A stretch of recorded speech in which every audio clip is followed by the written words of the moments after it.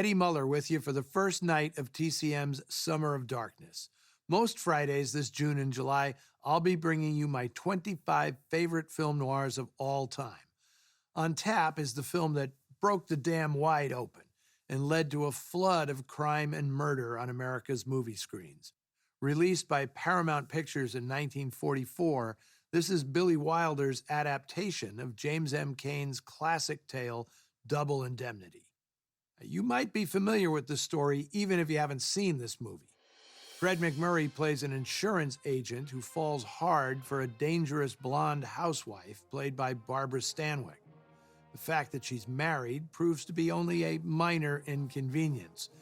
The two scheme to bump off her spouse and collect a fat insurance payout, thanks to the policy's double indemnity clause.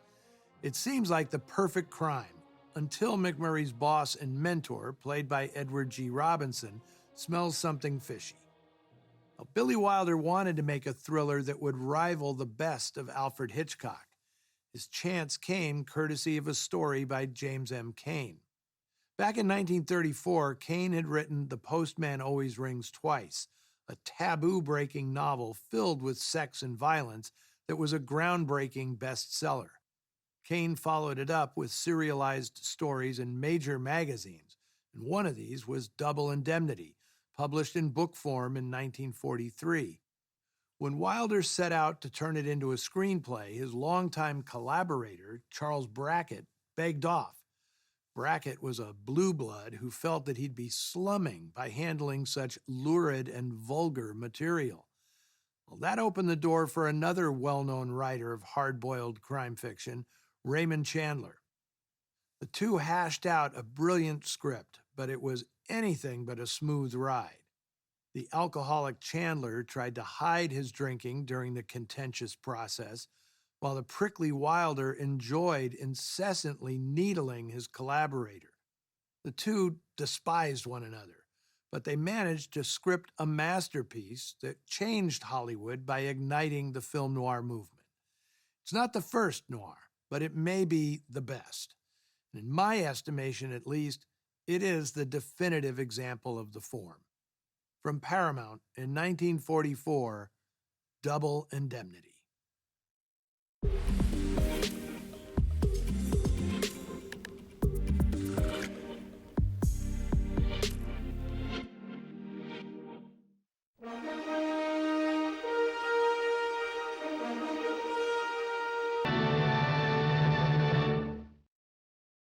Double Indemnity proved that audiences didn't have to be spoon-fed morally uplifting movies that tacked on happily ever after endings.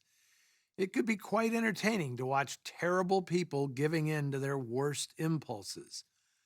Double Indemnity picked up 7 Oscar nominations, but didn't win a single one. And somehow, Edward G. Robinson didn't even rate a nomination. Arguably, the biggest slight in Academy history, if you ask me. You might think that being co-nominees for Best Screenplay would have patched things up between Wilder and Chandler, but when Wilder snubbed Chandler by not having him invited to the Oscar ceremony, it ensured that the two never worked together again. Some say Wilder made his next picture, The Lost Weekend, to show Chandler a portrait of himself. But this contentious pair would always have a fan in James M. Cain, the author of Double Indemnity. He loved the changes they made to his story, singling out its vastly improved ending. He later said, "It's the only picture I ever saw made from one of my books that had things in it I wish I'd thought of." The picture coming up next proves that you don't need a fancy studio or a big budget to make a classic film noir.